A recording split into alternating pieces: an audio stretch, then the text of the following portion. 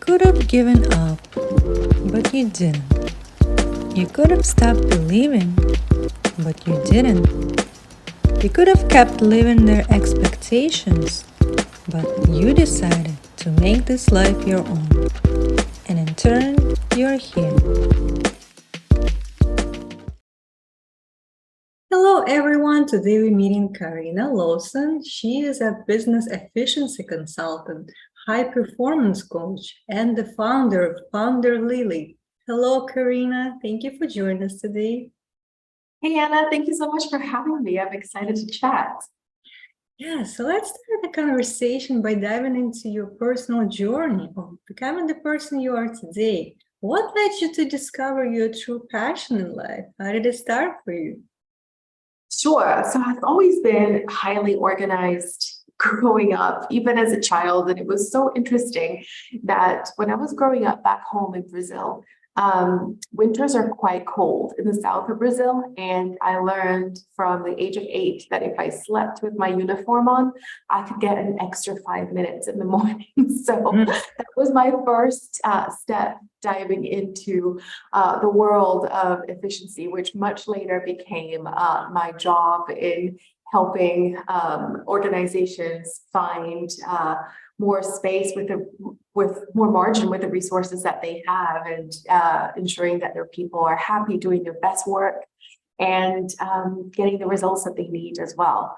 So much later in my life, after I finished my master's and after I had children, I realized that I was looking at the planner that I owned and that I didn't find myself in it. Like I found everybody else's appointments, all the to-do lists, much of which had nothing to do with myself. And I thought I would design one because I didn't want to continue to suffer with a chronic illness that I had. Because when I looked back in my days, I saw that I wasn't going to my doctor's appointments. They were getting rescheduled because I had something else to do for someone else, right? So I was putting myself, my health, and my happiness in the back burner. And while I did that for many, many years, being overscheduled, overweight, and successful, I felt that there was a better way to lead my life, which started with me rather than to live every day on repeat by default.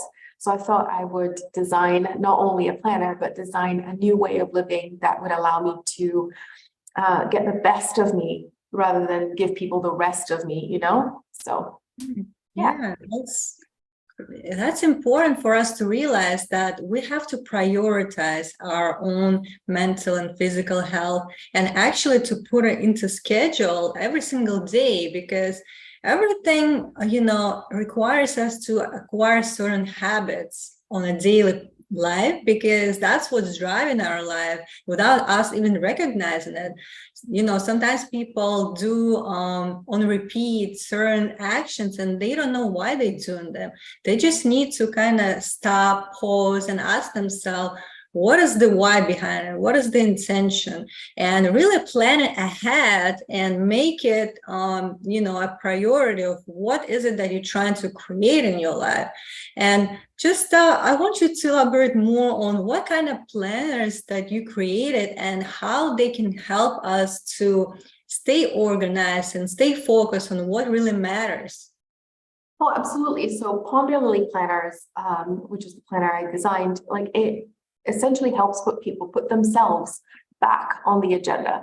So all of our planners feature space for intention, so that you can set an intention in the way that you want to be more responsive to your life rather than reactive, and it kind of sets the tone to your day. So all of our products not only are dated and undated planners and notepads, they all feature a space for intention, space for gratitude, which we can often forget to think about, right? So there's space for gratitude. There is also space for your habits, so that you can put them front and center. And I haven't forgotten that people need a to-do list, and I made sure I left just enough space, not too much for a to-do list, because what I found, not only when I was researching workplace wellness, but when I found that if I gave people different sizes of paper, they would fill their to-do list with all the things. And what happened is that either they would tire themselves out trying to do all those things, right? Which is great if you get to the finish line.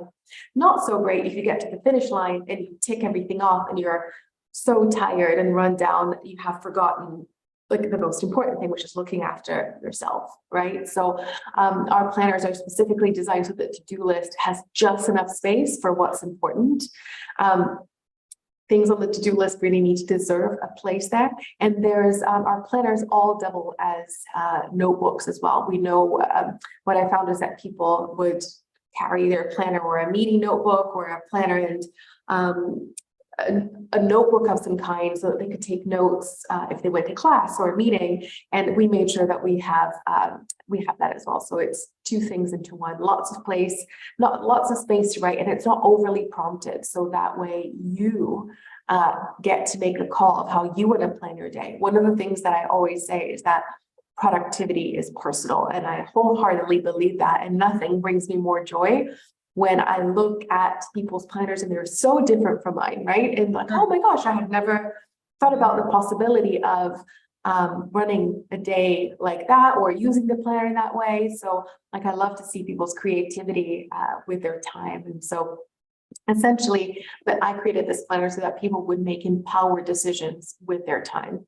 So if they saw that they were like going from to-do list to do list and they weren't sleeping, they could be like, you know what, like this is why I may be feeling run down. This is why I may be feeling a little irritable, and that they can take charge of their days and their hours and lead their lives instead of being run over by things. Yes, and it's very important to stay present, to be focused. And I think those reminders, it helps us to stay on track. And also we have to kind of like integrate the mindfulness practices on daily life. Is there anything that worked for you that helped you to be present and to really like, helped you to focus on what matters in your life and be consistent with what you're doing? Because we have a lot of distractions nowadays, social media, TV, you name it. And we have to, with tools that's available for us, to always remind us to come back to that present moment, because that's where the power is and that's where we should be most of the time. And to manage our time wisely, we have to support ourselves with what tools we can utilize in order to come back to that present moment. Is there any practices that you would like to share, one or two, that helped you to become more present in your business, in your life? Absolutely. There's so many, but one thing that does come to mind is having a phased approach to my morning routine. I used to like have this very fixed mindset that if you wake up early, you're more productive. And I think it may be true, right, to some people, but for someone like myself, and I think I alluded to this earlier, I am not a morning person. I have to be because I've got 2 young children, but if I had my way, like my mornings would begin at a different time. So I would read about people's different morning routines and how it would start with, especially in the entrepreneurial world, right? It starts with, journaling and stretching and a cold plunge, and there's an infrared sauna mixed in there. And I'm thinking, oh my goodness, that is unrealistic for most people.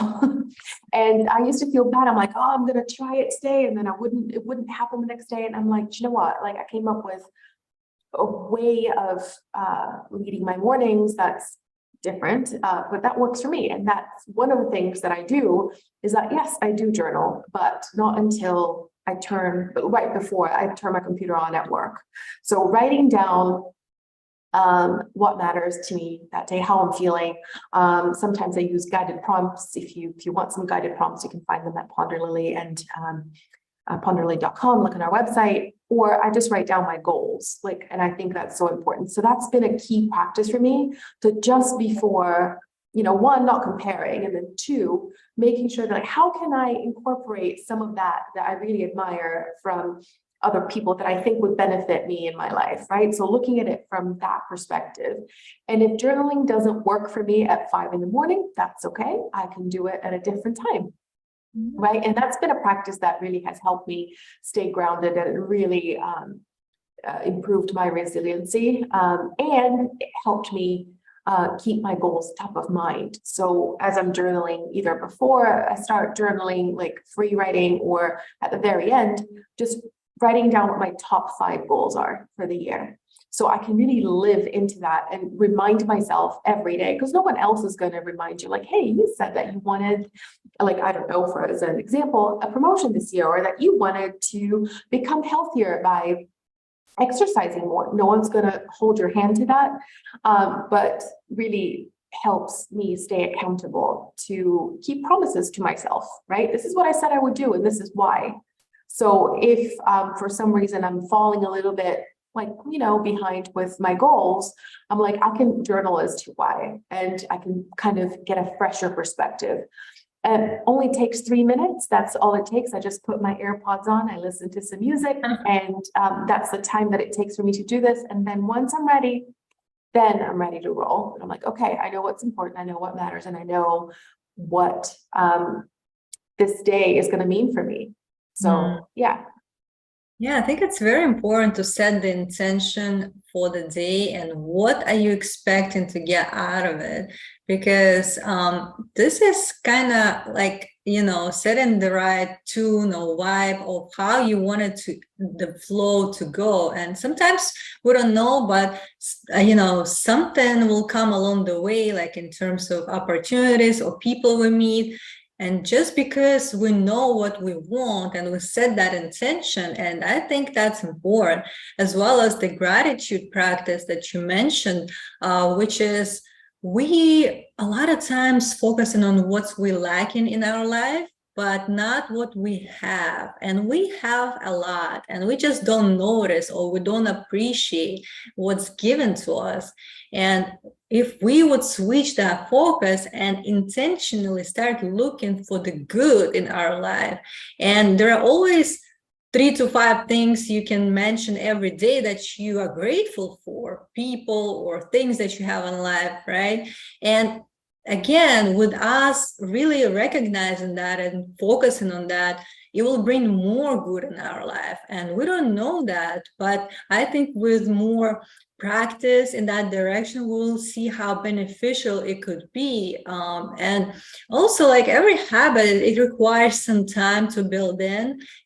Sometimes people just try a few times and they give up, but we have to realize that we have to give ourselves more time to see the result for ourselves, because otherwise, it's just not gonna work this way. And I think it's around a month or so, you have to build a new habit. That's what I've heard. And I think with us really knowing that habits is what supporting our daily routine, and we always rely on what it's already learned, what is familiar for us. If something that we know from the past that we're just doing every single day without realizing it, that's a habit. And sometimes, most of the time, there are habits that no longer serving us and we still repeat them. So in a way, we have to kind of unlearn and maybe start replacing with the more positive habits that will help us to come to that new place where, we are accomplishing something in life. And also, I want to see your thoughts on, setting goals in business. A lot of times we have to know what the vision is for our own business, personal, professional brand. Where are we going? So what would you think would help the best, setting 3, 5, or 1 year goal? What is the best way to really be efficient in terms of, checking off the the steps and come into the right direction, and knowing that I'm on time with accomplishing that, what would be the best way to maybe like break it down into smaller steps? Or what do you think worked for people that you worked with before, or for your own brand?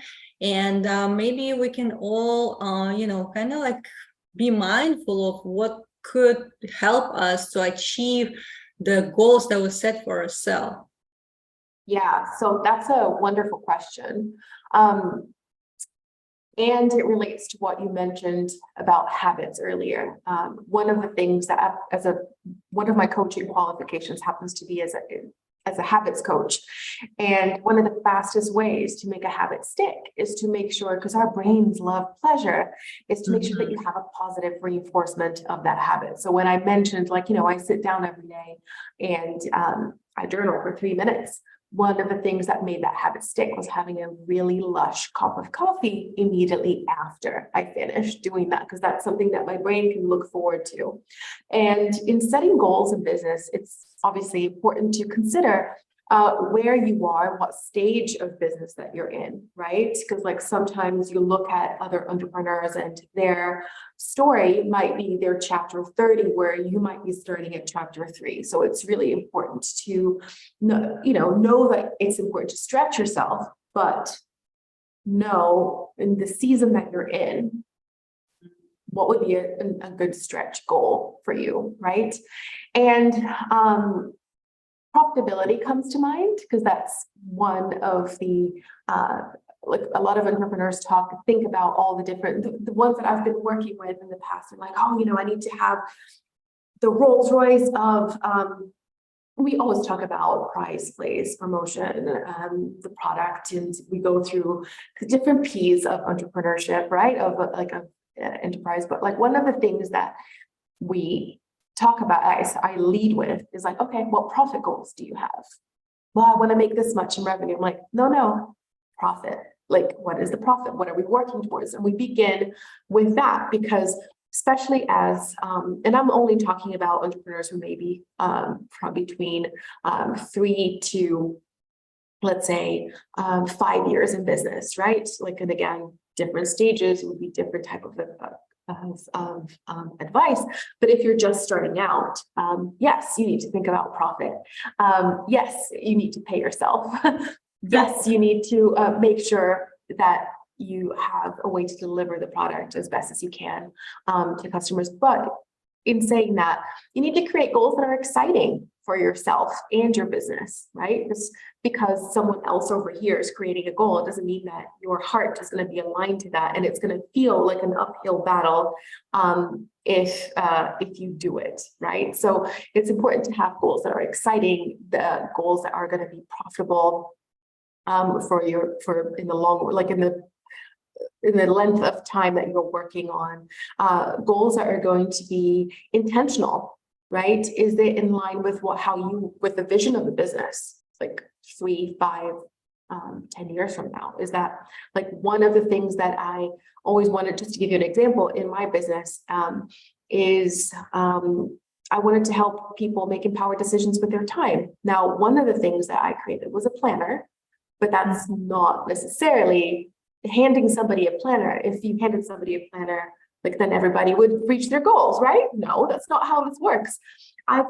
In fulfilling my mission, which is one of the reasons why I'm adding coaching to the arm of my business, is so that I can provide support for people so that they can achieve what it is that they want. I know I've found that's incredibly helpful to have someone at different stages of my life and at different stages of my career and at different stages of my business to provide that support. So we talked about goals that are exciting. We talked about goals that are going to be profitable, goals that are going to be intentional, and that you're going to be committed to your goals. That's the trick right there. And EPIC, it spells EPIC. I didn't come up with this. Nick Pigeon, she's a positive psychologist. I tweaked it a little bit. She came up with the acronym EPIC when it comes to goal setting. I tweaked it to put the P to put the P in profit, because you asked me specifically about business, but her P is purposeful. So the committed part, that's where the rubber meets the road. Okay. Because when people come to me and they're working on their business, Carina, I'm just, I'm doing all the things. And I'm like, okay, how many times have you sent have you looked at your marketing plan? Oh, I created it at the beginning of the year, so it's done. I'm like, no. How are you exercising it daily, weekly, monthly? Let's talk about it, because Brendon Burchard says that common sense is not always common practice. Just because we want these things to happen, or we want to have a team, or we want to have, if you're not actively leading these actions, whether you do them yourself or you have a team to do them, but you still need your business needs a leader on your good days, and so important on your bad days as well. Like, as business owners, sometimes you might get the wind knocked out of you, and because you don't have a boss in your own business, you're your own boss.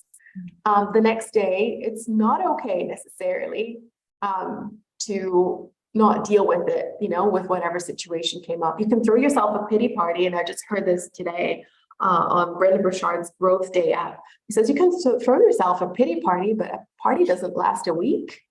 It lasts a day. You can wallow in your business upset for a day. The next day, you may not be 100%. Ask for help. Do a little bit. See what momentum you achieve. But whatever goal that you set for yourself in your business, you need to stay committed to it, and even committed to say, I really want to see this through, and I really want to achieve this vision. This may not be the right plan. So I'm committed to making this happen over here, but we may need to tweak the plan, and that's okay too.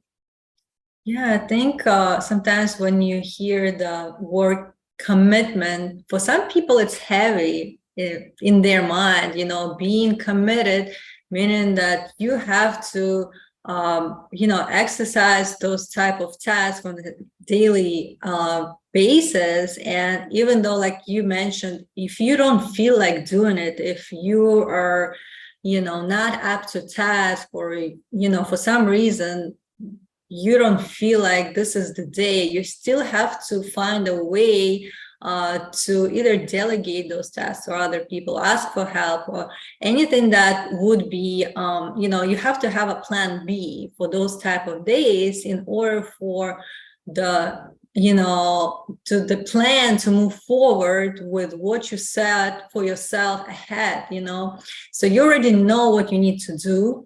But in any case, you have to find that support, that in bad days, you already know what's going to happen, and it wouldn't be a surprise for you. You already know, that's what I'm going to do. And again, staying committed is, like you said, it's a key, because it's very easy to give up, to stop, and that stops the momentum and also the growth for the company, for the brand, and it affects a lot of, everything that's involved in the brand itself. But we're also human beings. We have to give ourselves time to reflect, to process the emotions, and it's okay to have those days. It's just the matter of kind of like planning ahead of what could happen, what could arise, and how I'm going to deal with that situation. And I like the acronym that you mentioned, EPIC. So I think a lot of people would benefit by just reminding themselves what kind of goals they set in. Are they really, exciting, profitable, intentional, and, are they committed to them? And that brings them back to the present moment, and to the vision of the company and how they want to see it evolve. And also, like sometimes we are, like I mentioned, we're distracted, but we also need to have that kind of like purpose in life. So something that's bigger than ourselves, and that gives us that fuel to move forward, knowing that we're here for a reason. We're here to serve other people in one way or another. We all have our unique gifts, talents, abilities, and what is it that we can give back to the world, at large. But we have to first start with ourselves and give ourselves that time that, that will provide us the best care possible so we can give others. And with us really prioritizing our mental and physical health and putting that in schedule as something that is important, that's where it starts, don't you think? Oh, 100%. So the P in EPIC actually does stand for purposeful, and the question was about business goals, and so that's why I changed it to profitable. But staying on purpose is so important. It's so funny because when I mentioned that one of like my big like dreams and is to help people make empowered decisions with their time, that is my purpose. That is why I get up in the morning. That's why I created my planner. I don't ever want my kids or their friends or you or like the people around you to have to feel the way that I felt with 2 autoimmune conditions, which I didn't know I had. One of the things that I do is that I offer free productivity consults. And I swear to God, every time, and I offer them once a month, and I've got limited spots.